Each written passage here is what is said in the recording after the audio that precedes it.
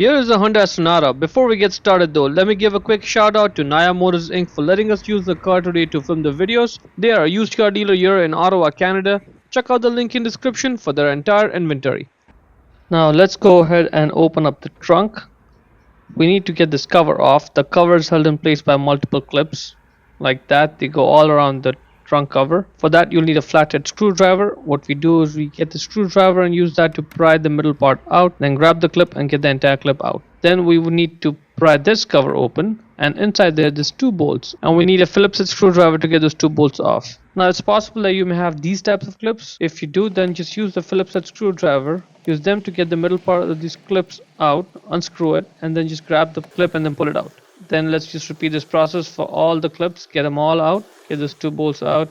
Now at this point we can just grab the cover and then pull it out. It comes loose. Now we just have to get it out from those two ends. Now that is the bulbs. That's the reverse light bulb right over there. All we have to do is just grab it and twist it left a little bit to loosen it. That's it, now it's loose. Now you can just grab the bulb holder and get it out.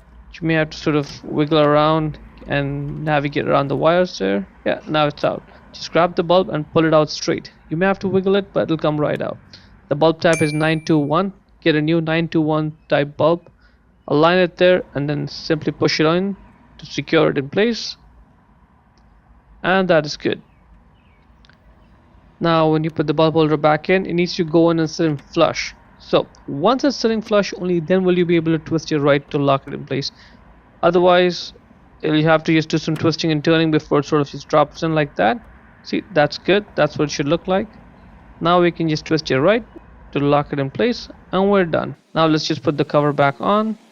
First you need to get those two sides, get that on. At this point the cover just stays in place. Now get it over this two rubber bump stops.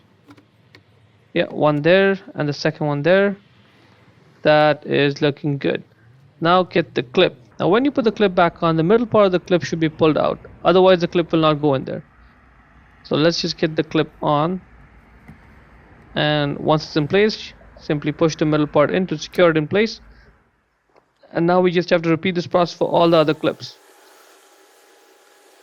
And then after that, let's not forget to put those two bolts on, one and the second one over there. And when you're done, just push that flap close, and that's pretty much it. Hope you found it useful.